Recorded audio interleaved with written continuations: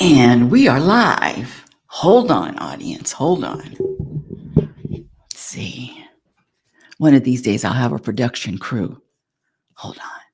Here we go. Oh, it's time to get real.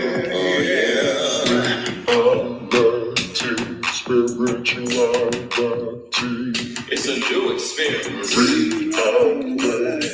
Spirituality. Yeah, keep your ears open for this one. Spirituality. You got a question for RLM?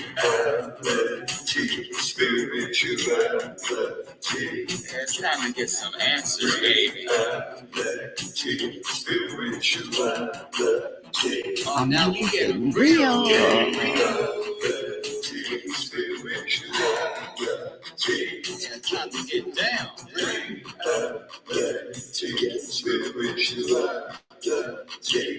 Yeah, you gonna feel good now. Real good.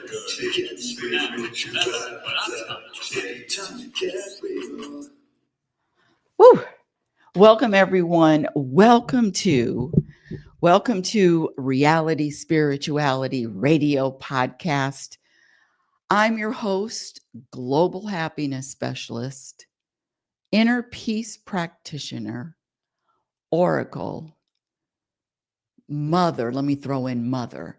But most importantly, just like you, a student, always learning, always growing, always expanding consciousness, awareness. This carnation, did I say carnation? Reincarnation. You know, I used to like carnations, but now I'm into orchids. But I digress. This reincarnation for me is all about learning, remembering, and remembering what? Remembering the truth about this journey, remembering the truth about this life, which is, it's just an experience. It's just an experience. And I believe that the universe, God, source, whatever you want to call it, is experiencing all of this through me. So I was reading a post and someone called it that they were in a meat container or a meat suit. That's what they said, a meat suit. Listen, this life is, when I say happiness specialist, what the hell does that mean? And how the nerve of her happiness specialist. So let me just be very clear. When I say happiness, I'm talking about a personal vibration, a personal energy, a frequency, if you will, that maintains and sustains contentment, inner peace, regardless of what the world throws at me, regardless of what happens. This foundational energy is rooted in contentment. And let me give you my definition of happiness. Happiness is the ability to vibrate an energy of peace, regardless of what happens and regardless of what doesn't happen. And you can still, make your do your action behaviors, but can you navigate through this journey being the energy of contentment? And that's what I share here. And the good news is happiness, inner peace, contentment is all a practice skill. Just like being a musician, an artist, athlete. Listen, these dudes that are playing the Super Bowl today, guess what they do all week? Practice. Same thing with being a painter, a landscaper, a chef. It's all about practice. But what is the practice? And what do you practice? Thanks for asking. Not to sell anything, but this is my latest book, Programmed for Unhappiness, Exposing the Untold Truth. It's on Amazon. And in this book, I list 56 program behaviors. I'm up to 58 now, but at the time of publishing, 56 program behaviors that subtract from your happiness. And when I say programmed, I'm talking about the behaviors that when you popped out of the womb, you learned, you were taught from, and there are different levels to them, from level 1 through level 3. Hold on a second. Let me see. Let me get my notes. when I say program behaviors, for an example, I ask, this is one of my favorite questions, do you worry? And usually when that question is asked, 98% of the population say, yeah, I worry. Of course I worry. It's normal to worry. That's what everybody worries. But the truth is, worrying is another program behavior. And no, it's not normal. It's not normal. It is something that was taught. And the only reason why, well, there's actually three reasons. The three reasons why people worry. The first reason is it's a program. So you were taught. You didn't pop out of the womb knowing how to worry. You were taught to worry. The second reason why people worry is lack of trust. You can't trust and worry at the same time. It's impossible. So lack of trust. And the third reason, listen,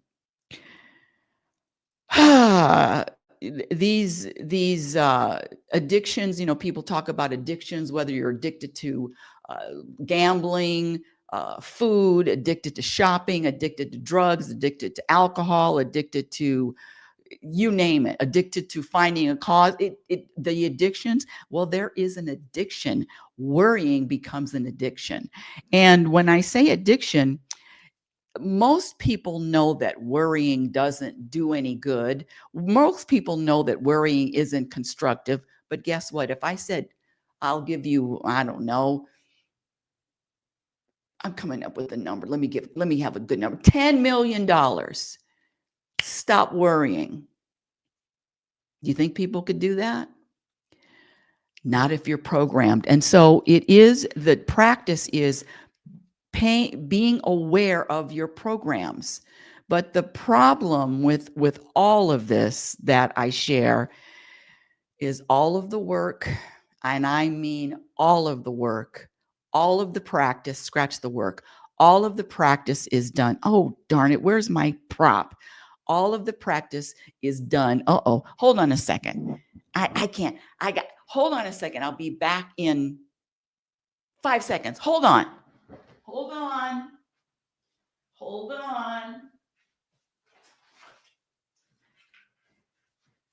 Okay, here I am. How do I start the show without all my props? One of these days I'll have an assistant. All of the practice is, hold on a second. I've been teaching the Truth About Happiness classes for almost 15 years. California, Roseburg, Oregon, and now in Las Vegas, baby. And before I start the class, I always share with students, and I say, I have the answer to all of your problems, to all of your challenges for the rest of your life. You want to know what it is? And it's actually a package. It's actually an object. I have the answer to all of your problems, all of your challenges for the rest of your life. And then I pop this out. Oh, look at me. Ooh, a mirror. How many people are rushing to the mirror for their solutions? Usually the programmed individual is always pointing outside. It's them, it's her, it's him, it's the world, it's my partner, it's my health. No, the pointing out, that is also another program. All of the work, all of the practice is done in the mirror. And not a lot of people like looking in the mirror and saying, what can I do? What do I need to change? And I have to say that I don't want to tell anyone. This is going to hurt. If all listeners, put your seatbelts on.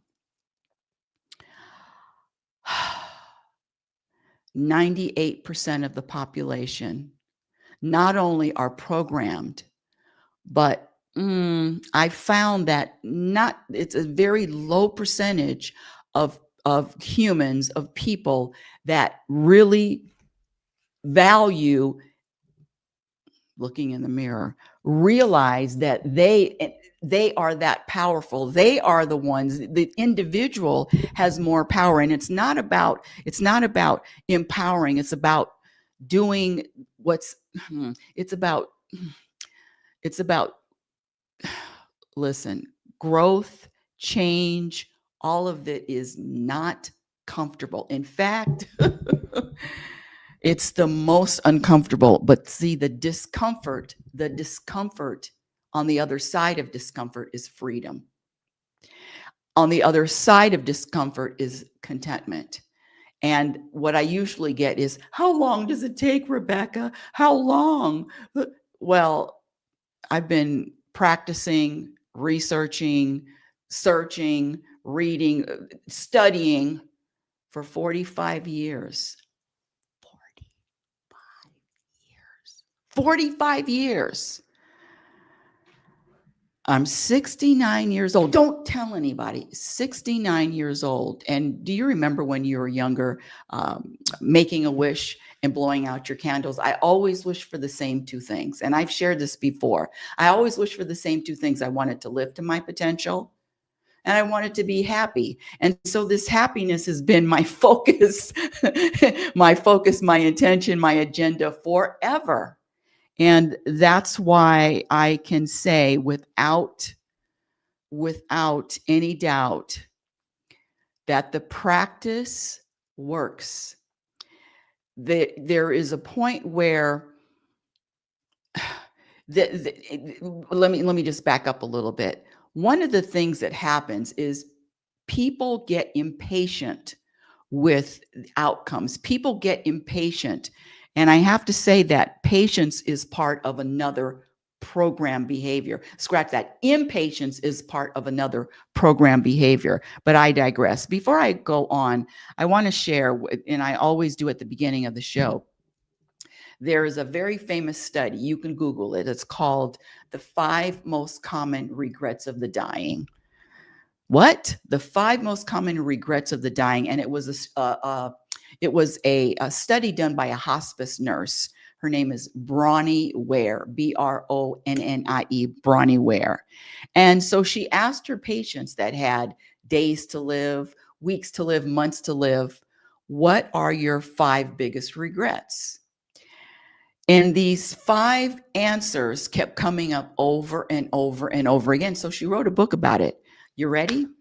The first 5 most common regrets of the dying. Number 1, I wish I pursued my dreams and aspirations and not the life others expected of me. Number 2, I wish I didn't work so hard. Number 3, shout out to all my workaholics. Number 3, I wish I had the courage to express my feelings and speak my mind. Number 4, I wish I would have stayed in touch with my friends. Well, no offense to the people that were dying, but sometimes we outgrow people. A lot of times we outgrow people. Nothing wrong with them, nothing wrong with you, but it's just time. Sometimes people are in our lives for a reason, for a season, and to get lessons and also to expand our own growth. So I'm going to put a X to that, but yeah, and that may be a programmed answer. Anyway, and the last 5th regret of the dying is I wish I would have let myself be happier. And that's where I come in. One of the things that I also share, and I'm going to get to today's topic, which is you will eventually, you're going to get it. And that's every single person, whether you get it now or whether you get it in 10 years or 20 years or whether you get it on your deathbed, but you will get this message. What is the message? The message is, I believe that everybody gets to a point where they realize what's really important, when they realize what really matters.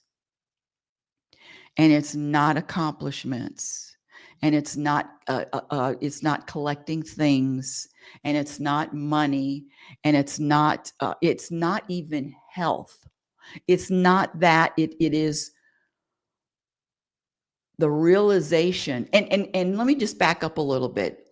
People that have had near-death experiences, if you go on YouTube, you can search NDEs, near-death experiences, and 99.9% of them all say the same thing, that they realize that this place, Earth, and the place that they visited or the place that they experienced, or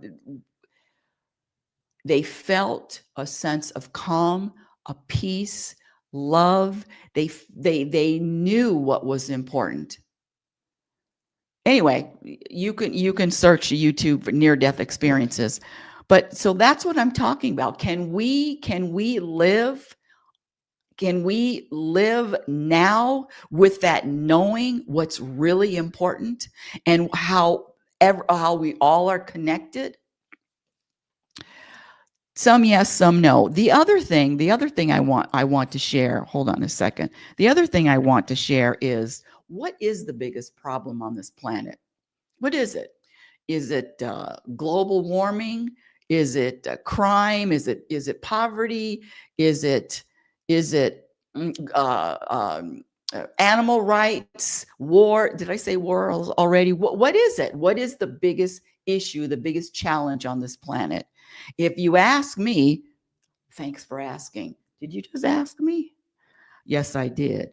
Thanks for asking. If you ask me, the biggest issue, the biggest problem, the biggest challenge is unhappy people. Period. Unhappy people. People that are discontented. But the truth is, that's also a program. So let me get back to today's topic, which is, you'll eventually get there.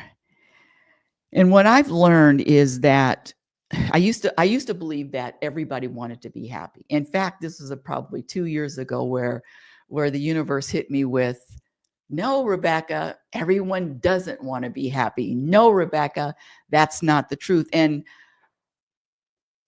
it was a realization that I discovered from a movie, a really bad movie that I kept watching, and I was asking the universe. Now, I say universe, God, source, all words are interchangeable with me. You can choose whatever word, energy, higher power, all that there is. Choose your own word. I just say universe.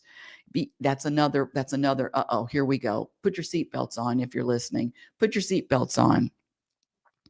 One of the program beliefs, I said I list 55 in my book, Program for Unhappiness, on Amazon.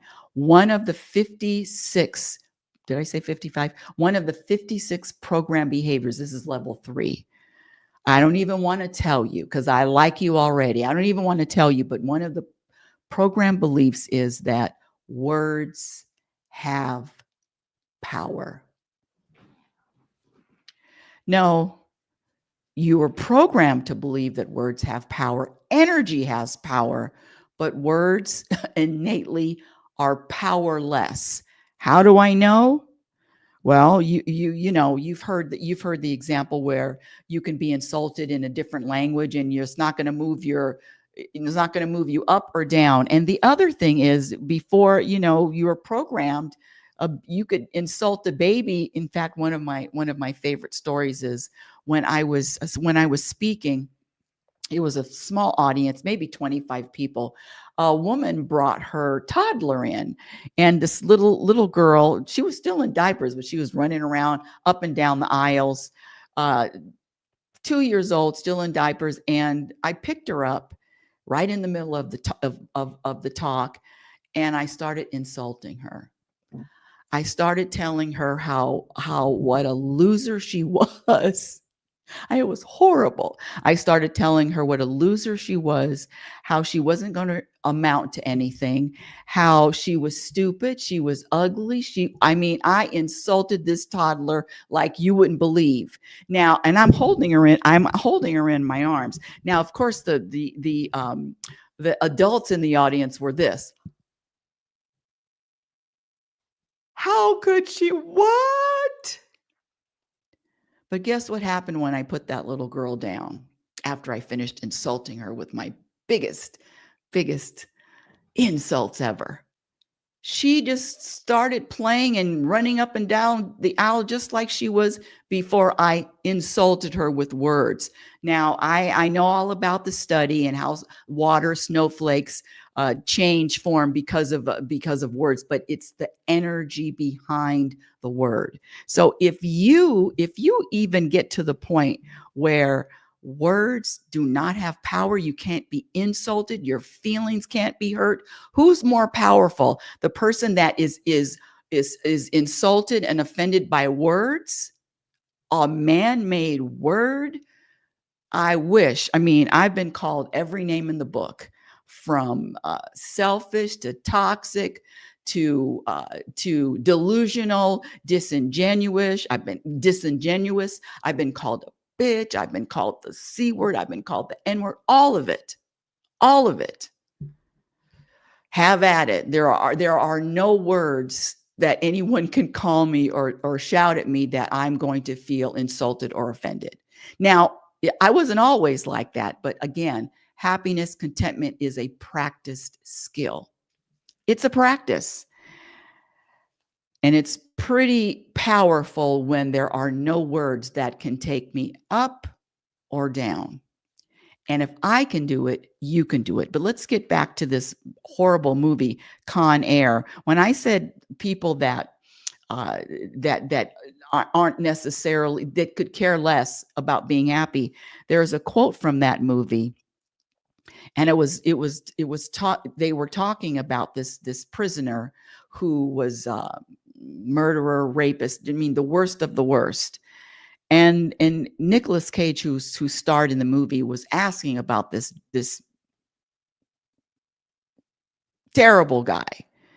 And the response was, no, this man is so filled with anger that moments of levity actually cause him pain, give him headaches. Happiness for that gentleman hurts. So the conclusion is, not everybody is interested in, wanting, desiring another level of feeling. There is a comfort. There is a to think that everyone wants to be happy is just not a true statement. And that's what the show is always about, is the truth. Okay, so let's get into to today's topic.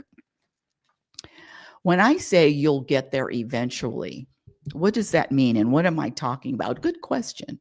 What am I talking about? You'll get there eventually. Oh, by the way, I'm usually live on Noom Vibe, but I have not been answering questions that Noom Vibe is an app.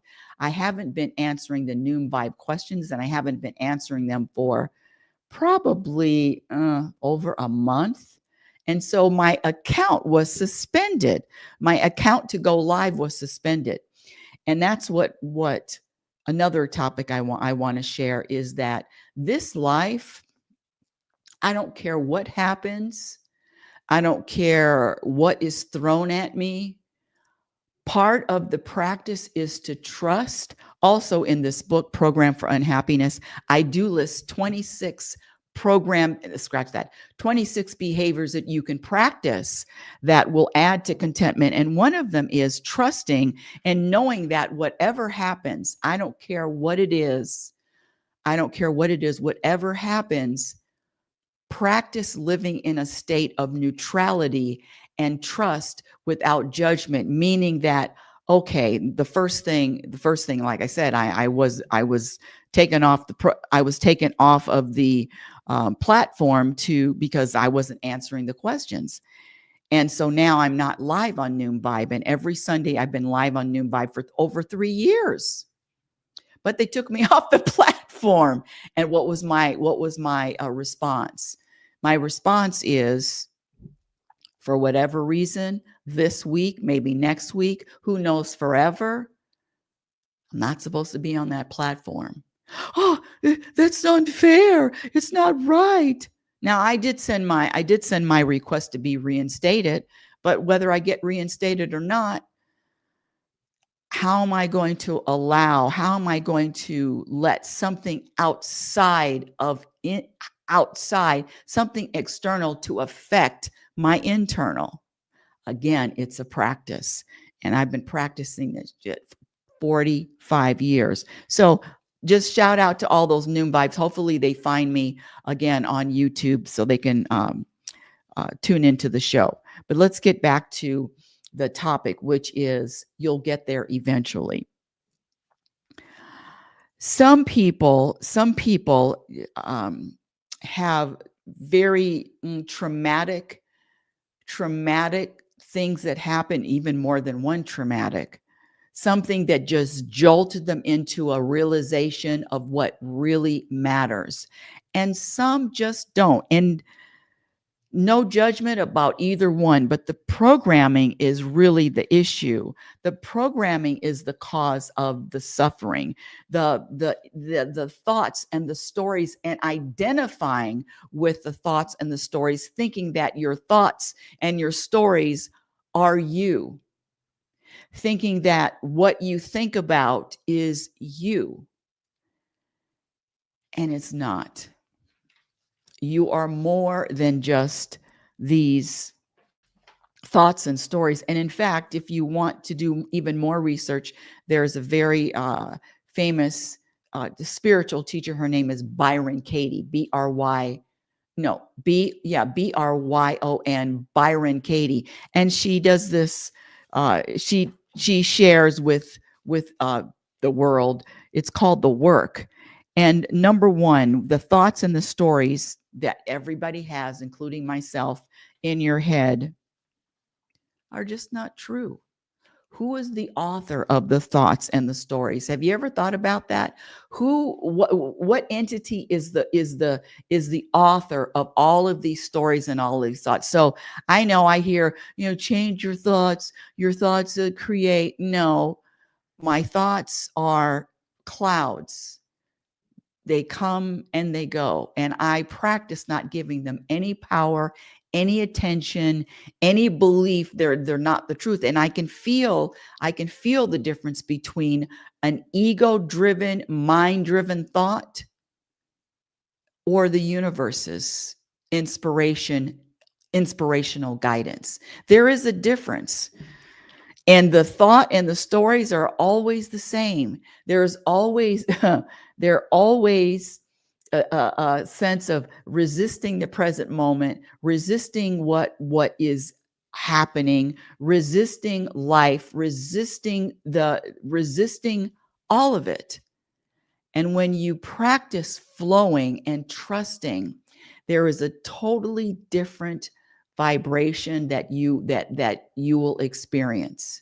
It's a totally different shift. And like any other practice, the more you practice, the easier it becomes. The more you practice, the practice becomes your identity. And your identity is what? Your identity is consciousness, awareness, presence. That's who you really are. Okay, I'm going to save this one. Let me just share this. Hold on a second. Boredom, anger, sadness, or fear are not yours. They're not personal. They are all conditions, I'm going to say programs. They are all conditions of the human mind. They come and they go. Nothing that comes and goes is you. That's Eckhart Tolle. That's one of his that's his quote. Eckhart Tolle. There are a few spiritual teachers that I really relate to and really I'm inspired by and learn from. And Eckhart Tolle is one. That's one foundational. But the latest is Moji. I don't know if you've heard of Moji. Search him on YouTube and watch the magic. This man, Moji, one of his pointings, and he says pointings, he doesn't say teaching. One of the things that he points to is that knowing the truth, practice knowing the truth of who you are. And I know this world is so skewed to believe that you are your name, your you are your gender. In fact, hold on a second. Hold on. The moment you're born, you are given a name, a nationality, a religion, a gender, a race, and a culture. Then for the rest of your life, then the rest of your life is spent identifying and defending those deep-seated program beliefs. The truth is, you are more than your name. You are more than your race. You are more than a religion, a nationality, or a culture. You are even more than your gender.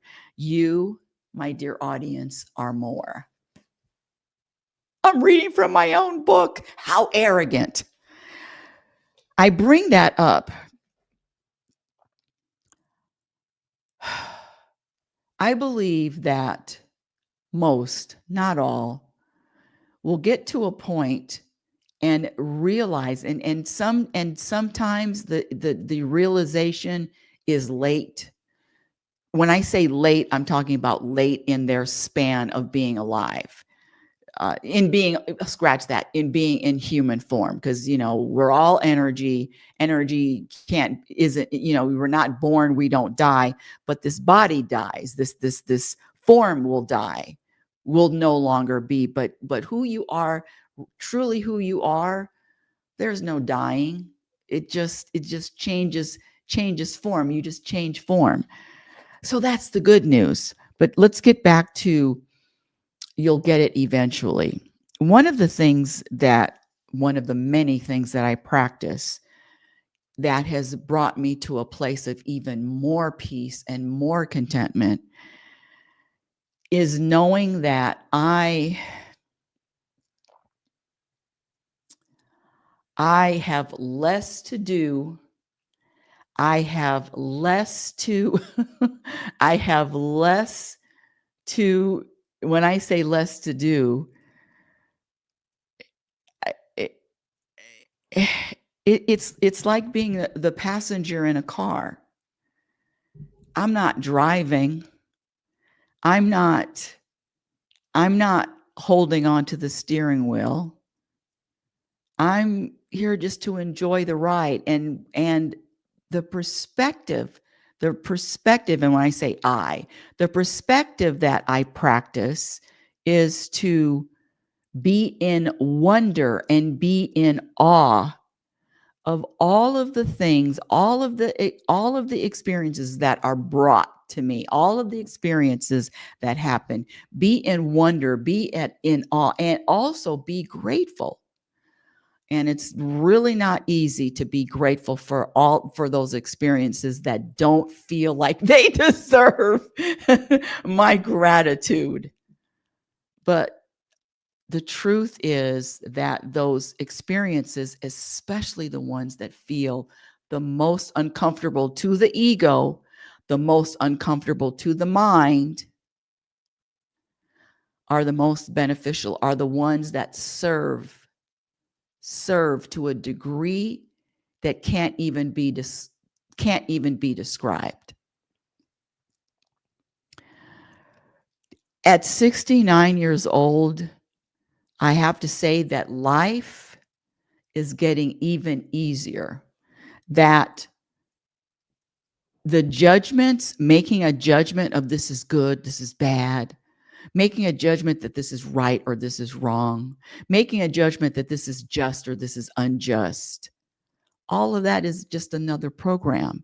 And it's really getting to a point where recognizing the programs just like that. And this is Rebecca's program. Rebecca has a lot of preferences. Rebecca has a lot of ideas of what should be happening. And I am identifying with this Rebecca character less and less. And the peace and the contentment that is coming from that, identifying with the person and the human less and less, is where it's at. The struggle is always internal. All suffering comes from thinking that something needs to be different than what is actually happening. All suffering comes from something needs to be different than what is actual happening. And the truth is the vibration, listen, the world sells dissatisfaction. The truth is that the vibration of satisfaction, the vibration of satisfaction, I'm satisfied in this moment. That's regardless of what happens. I am satisfied in this moment, and I can feel the difference, and so can you, because if I can feel it, you can too, of being dissatisfied, wanting something different, or flowing with what is. That's a practice. The truth is, the vibration of satisfaction is not taught or practiced in today's world. If you're not satisfied in the present moment, I guarantee you, you are not going to be satisfied in any future moments. So the practice is to get in tuned, and yes, this is happening, may not feel good, may not look good to my ego, because the ego is always discontented. That's who it is. The ego is always discontented, but I'm telling you that if you practice being satisfied in the present moment, the same will happen in the future moments. But know that the ego is never satisfied about anything, about how much money you have, how you look, how much you weigh, your neighbor, your partner, your relationship, the world. There's always something to do. There's always something to change. There's always something to look out. And I'll give you a insight.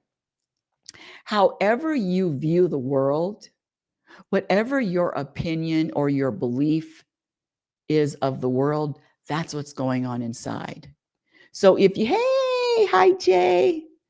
Oh, Jay, I'm not on noon, but anyway, hi, Jay. One of these days I'm going to have to figure out how to be on a platform or find a platform that is going to allow callers, but it's just not yet. But anyway, back to eventually, what was I saying? That's what happens when I say hi. Let's see. Hold on. What was I saying? I don't even remember. Let me just take you. So let me give you an example, a real live example. About a month ago, I purchased a membership, and I brought this up on my on the show yesterday. I do a live show with my son every Saturday at 9:15. It's live on YouTube, and so I brought this up about a month ago. Well, I purchased this in July of 2024. I purchased a membership to, well, it's not a spa, but it's a health place. I sent you a link that Dee Wallace uses for call-ins. I didn't get it. Did you send it to my email? Send it to my email, Jay. It is my email is rlnsignature@gmail.com. rlnsignature@gmail.com, because I would be very interested in that. Okay, thank you. Okay, so bought a membership, and so in this spa, at this RLN Signature, Rebecca L. Norrington, RLN Signature@gmail.com, and I will definitely look into that. Okay, so a membership, and so at this spa, it's not a spa, it's a therapy place, modern therapy. So they have a cryo therapy tank, where you get in and your body temperature freezes. I mean, it goes down. I think it's below 30 degrees. And it's the rave, man. All the athletes do it. Not all the athletes, but a lot of professional athletes do it. And you're only in there for 3 minutes. And it's, ooh, Lord, it is really a challenge. So there's cryotherapy, there's local cryotherapy where if there's a spot on your body, whether it's your neck, your leg, your hip, your knee, so they can pinpoint it and right on the area. So they have cryotherapy, local cryotherapy, compression therapy, where they, it squeezes your arms and squeezes your legs. It's compression therapy. And then they have a red light therapy. And also, now listen to this, which I never liked. I just don't like warm weather. Scratch that. Rebecca doesn't like. Rebecca has a preference with warm weather. And now at 69 years old, I didn't say that out loud, did I? At 69 years old, I'm up here in the dry sauna. It's 147, 145 degrees. And I'm in that feeling. I love it. I get in for 40 minutes. I've been doing this for probably 2 months now, every day. Every day. Maybe I'll take off a day, but every day I'm sweating like a pig. And it gets all the toxins out. And I find it very meditating. I mean, I can meditate. When I say meditate, I don't do it traditionally. I'm laying down and this is what I ask the universe. Hey, universe, take me to another dimension. Take me to another world. Anyway, so I'm in the sauna. So I brought again, and with this it's called Insta Cryo. Yeah, it's called Insta Cryo here in Vegas. So about a month ago, Insta Cryo closed down. They, without any notice, without any warning, without any without a memo, and they weren't answering phone calls. There was no email. They just shut down. Come to find out, there's something happened with, at least this is what we were told, that something happened with the pipe, something happened with the plumbing, and so they had to shut down. But the first time, when that happened, Rebecca sent a note and said, this is a breach of contract. I paid for the services and I want a refund.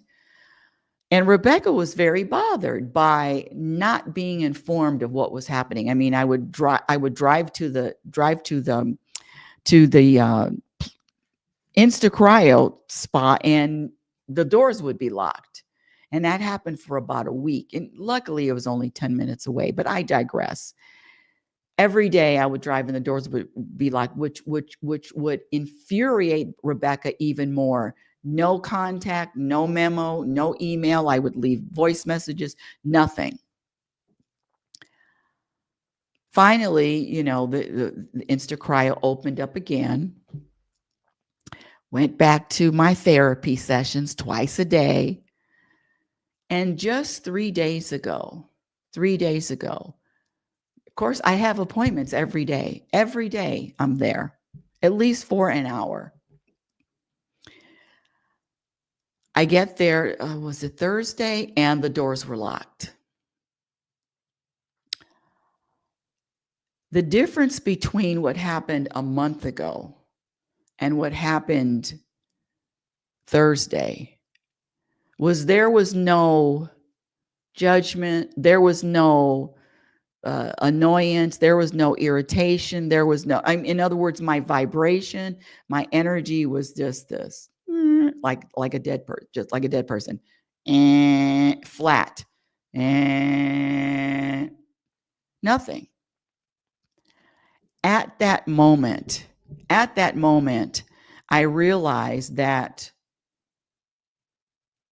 I had, when I say I, had transcended to another state of being, another state of trusting and knowing that if it's not open, I'm not supposed to be there. There was no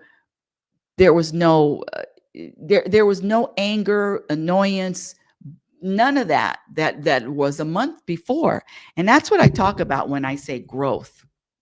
Growth doesn't happen overnight, at least for me. Well, it doesn't happen overnight, but it's gradual. There's gradual awareness to even a different way of responding. And so I didn't send a note, didn't send an email. I just, it's locked.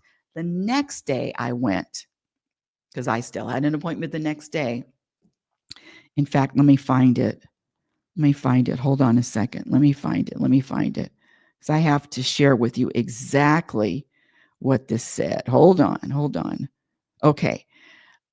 Listen to this. On Friday, there was a piece of paper taped onto the outside of the door. And I said, oh, good. It's information on why it's closed, when they're going to be opening back up. And here's the note. Here, this is what's on the door. And this was dated January the 15th. Mind you, I found this note on Friday. We're in February, aren't we? Yes, we are. Woo! That's what happens. So this note, this letter was taped onto the wall, taped onto the door, and with the date of 1/15, but it was only taped just since last Friday. Here we go. Notice and demand for payment. Certified mail. Here we go. Dear Mr. and Mrs. Dear Mr. and Mr. Please be advised you are delinquent in paying the monthly rent to the landlord. If you do not remit all outstanding rent no later than 3 days from the sent date of this letter, which is January the 15th, we will change the locks on the door of your premises. A new key will be obtained. Blah blah blah. So they're getting getting kicked out for lack of payment of rent. How does this affect Rebecca? Unlike a month before, Rebecca is just flowing through all this. I'm telling you right now that instantly I said, okay, I have two options. I can, request a refund for half of the year's annual payment that I already made. I can do that. And I could request it, either verbally or court or in a small claims court. But you feel the vibration you feel the vibration that I'm sharing, or I can just let it go. But the truth is, if that place is being closed down, I'm not supposed to be there. I'm not supposed to be getting therapy. I'm not supposed to be getting sauna treatment. I'm not supposed to be getting that. And I enjoyed it. Trust me. I'm not supposed to be there. Period. I'm supposed to be somewhere else. And with that practice and with that knowing and with that behavior, I've already transcended to another state. You follow me? And all of us can do it. If I can do it, you can do it. Paying attention, being aware of who you were or how you behaved yesterday and how you not only behave, but a perspective, more of an open perspective. And more and it is just trusting that the universe, God, source, whatever you want to call it, is serving you, is taking care, is it's got you. It's, as they say, it's got your back. And it is such a relaxing way to live. And I'm still, don't think I've mastered all this shit. Don't think I've mastered it, but I'm telling you, I could be thrown off the horse. I can be, the ego can take control for a second or two, but I jump right back in and identify with who I know I really am. And this is one of the things that Moji talks about. And I share Moji. You can go on YouTube and search Moji. One of the things that he shares is this. He talks about this is one of his stories about a bird. Now, a bird in a tree. Just visualize this. Come with me for a second. A bird in a tree on a branch, and that bird is just going and doing and collecting twigs and making nests and active. The bird is active all the time. That's the human. That's the person. Activity. There's always something to do. And then there's another bird on a higher branch that is watching or observing this bird and its activity, not judging the activity, not wanting the activity to be different, not having a preference of that activity, but just look at that bird down on that lower branch, just beep, beep, beep, always doing something. So equate that with just being human. The human that is programmed, that's got to do something, got to keep moving, got to keep active. And quite frankly, there are a lot of program people that feel very, very uncomfortable with just not doing, with just being.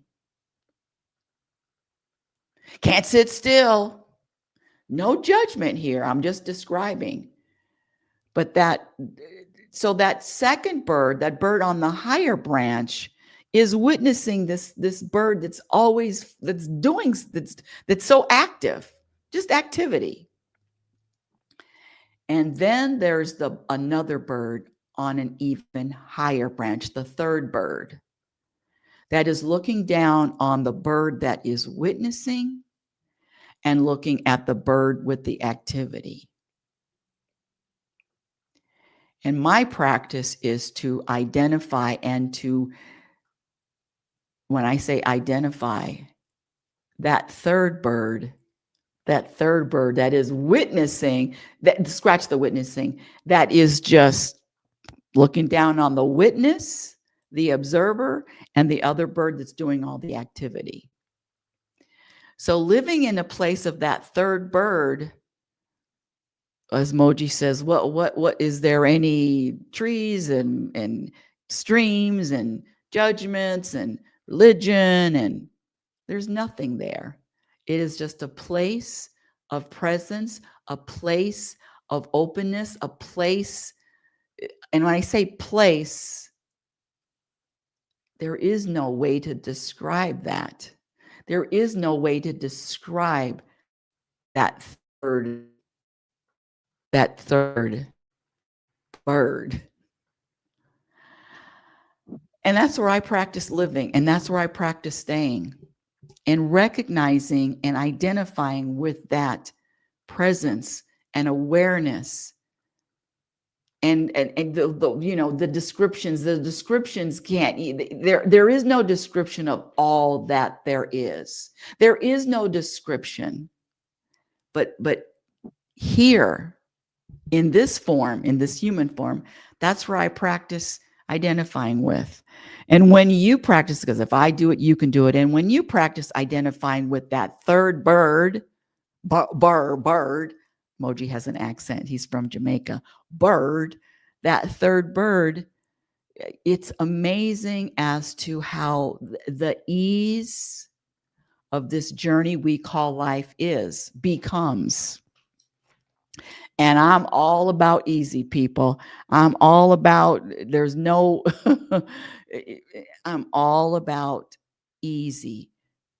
In nature, the animals, the seas, the sky, all nature, there is an ease to it. There's no struggle being a fish. There's no struggle.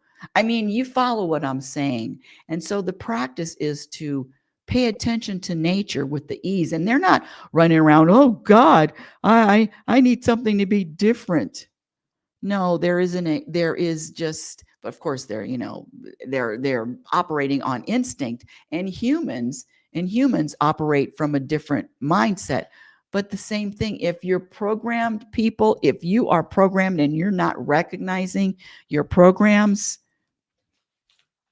I don't want to be insulting, but you're a robot. Did I say robot out loud? Did I just insult my audience? So let me share with you just a few of the program behaviors that I list in the book, Program for Unhappiness, Exposing the Untold Truth. It is on Amazon. In this book, I list 56 program behaviors. And quite frankly, I've added, since it's being published, I've added 2 more. This is a real tough one. That program of grief, when someone dies and then there's a grieving period. I get it. I promise you, no disrespect, no stick it to the grieving, but grieving is another program. I know. You see why I don't have any friends? I know. But so here we go. The three, no, scratch. There are 3 levels of program behaviors. And I say level 1, level 2, level 3. And level 3 are program behaviors that I don't know. I don't hear too many people talking about it. And put your seatbelts on, because one of the things that I've been known to do is trigger people and push their buttons. But it's not personal. Here we go. Level 3, program behaviors. I talked about it earlier in the show. Giving power to words. And I gave you an explanation. I get it. Energy is powerful, but innately, words do not have power. But you're programmed if you believe that they do. And it's a taught, learned behavior.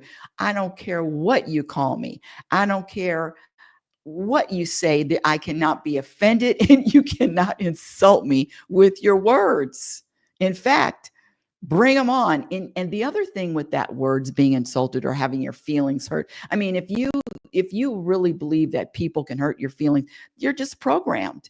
No one can hurt your feelings unless you're programmed, and then you give power to someone else. I know that's a tough one. Can you imagine? Who's more powerful, the person that can be offended and have their feelings hurt by words, or someone that's not? But it's a practice. Here we go. These are other 2 other programs. Thinking that anything is serious, or thinking that anything is important. I know. And I'm talking about having that energy. This is serious. This is important. You can still take care of your business. You can still do what you do, support your causes, do you, boo, but you don't need that extra energy. This is serious. This is important. That's just another program. And a judgment too. All judgments subtract from happiness. Having preferences. That's a tough one, and especially today. Super Bowl. When I say happiness specialist, if there is an activity and I am not feeling peace or feeling an energy of contentment, I've got to do something to change it. And so I'm a big football fan, especially Super Bowl, and might know my team isn't in the Super Bowl. But Rebecca does have a preference as to who's going to win. And this goes over decades. And it's about 5 years ago, Rebecca came up with a solution. Listen to this. It sounds crazy, and it is crazy. A solution that when my team, or a team that I'm rooting for, the team that I have a preference to win, is playing a game, this is the best solution ever. Usually what happened is I'm watching a game and anxiety up and down, up and down. Oh, they're not going to win. All of that. I don't want to feel that. So this is what I came up with. Genius. I tape the games, whether it's football, baseball. I only watch the World Series and the playoff games in baseball. Same with basketball. I tape all of the games. I never watch anything live. And then I find out who wins, because after I tape it, I Google who won the game. And if the team that I wasn't rooting for doesn't win, I don't need to watch it. Isn't that the best solution? I think it's genius. I just don't watch it. And it is, and then you might say, well, what kind of satisfaction is that? Well, I don't want to do this. while I'm watching a game. I don't want to feel like that. I don't want to feel anxious. I don't want to feel tense. That doesn't feel good. And so that is the solution. I tape the games, all the games, especially like with that, and I have a preference of who wins. I find out who wins. And if if the team that I'm rooting for doesn't win, I don't need to watch it. I've saved so much time. Okay, so let's see. Okay, another level 3, resisting the present moment. Believing the endless thoughts and stories that ruminate inside your head. These thoughts and these stories. I know I hear thoughts are things and thoughts turn into and think thoughts are recycled. They're identifying with these are my thoughts. Thoughts are recycled clouds. There is no new thought unless you're in a creative mode, unless you're creating or writing or painting or creating something. These thoughts are just recycled. They're not, they're not, I don't identify with my thoughts. I witness and observe the thoughts, but there is no way I'm identifying with them. And also, my practice is to not put any focus, not give any power to. And listen, I have as many negative thoughts as anyone else, but they're not me and they're not real and they're not. Uh-oh, what happened? Oh no, my microphone isn't on. The microphone, hold on. Hold on, audience.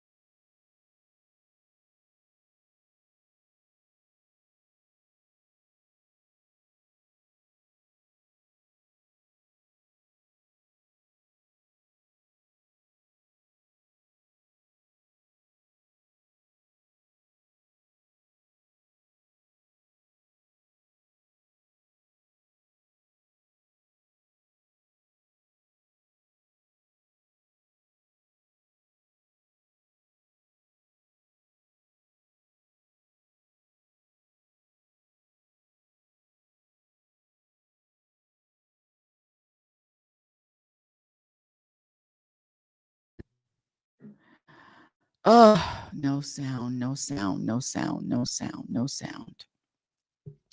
And that's what happens. And see, that's what happens when I'm not paying attention. I can't pay attention to everything. And the end of the show was so good, too. How did this get muted? Anyway, guess what? It's the end of the show. Lord have mercy.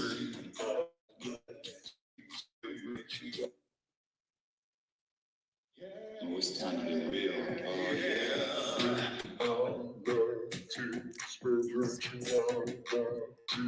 Thank you, Jay.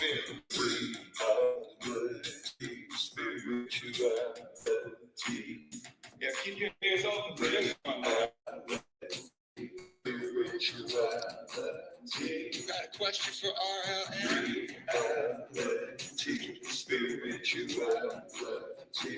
It's time to get some answers, baby. Oh, now we getting real. Nothing. It's time to get down.